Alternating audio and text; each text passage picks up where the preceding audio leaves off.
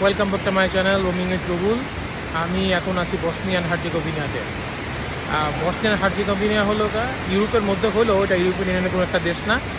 তারপর এটা একটা হিডেন জেম। আসলে আমার মতে যদি ইউরোপে একবার আসা হয় তবে এই দেশটাতে অবশ্যই ভ্রমণ করা উচিত।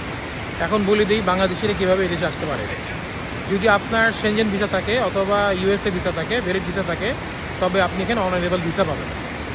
আদারওয়াইজ বাংলাদেশিরা বসনিয়ান হার্জেগোভিনা ভিসার জন্য সরাসরি অ্যাপ্লাই করতে পারে, সেটা ইন্ডিয়াতে যদি অ্যাপ্লাই করে তখন এটা অনেক সেনজেন ভিসাতে যে সকল রিকোয়ারমেন্ট লাগে এখানেও সেম, এভাবেই বাংলাদেশের আসতে পারে। তো সবচেয়ে ভালো যদি আপনি ইউএস ভিসা থাকে অথবা আপনার সেনজেন ভিসা থাকে তখন সেক্ষেত্রে আপনি বসনিয়াতে আসতে পারেন।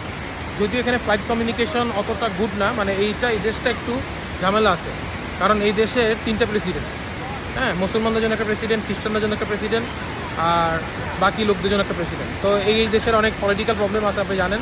আর বসনিয়াতে তো আপনারা সবাই জানেন 95 থেকে 97 এখানে বসনিয়াতে যুদ্ধ হয়েছে, অনেক মুসলমান মারা গেছিলো, অনেক ক্রোয়েশিয়ানরা বসনিয়ানদেরকে মারছে, অনেক ইতিহাস। এটা আসলে অন্য, বাট এই দেশটা আন্ডাররেটেড একটা দেশ।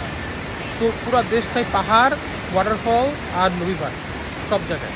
তো আমি মনে করি যদি ইউরোপে আসা হয় অথবা যদি আপনি আমেরিকান ভিসা থাকে সেক্ষেত্রে আবুধাবি থেকে আপনি সরাসরি উইজ এয়ারে সরাসরি বসনিয়াতে আসতে পারবেন। Very chip like $100। দুবাই থেকে আসতে পারবেন, আবুধাবি থেকে আসতে পারবেন ওয়ান ওয়ে $100, রিটার্ন মনে হয় $180 রিটার্ন আবুধাবি টু সারাইবো মানে ওদের রাজধানী আর কি। তো আমার মতে যদি একবার এখানে আসেন, মানে ইউরোপিয়ান ইউনিয়নে আসেন অথবা আমেরিকা যাওয়ার পথে একবার হইলেও এই বসনিয়া দেশে দেখা উচিত, তাহলে আপনাদের ভালো লাগবে। ওকে, বাই।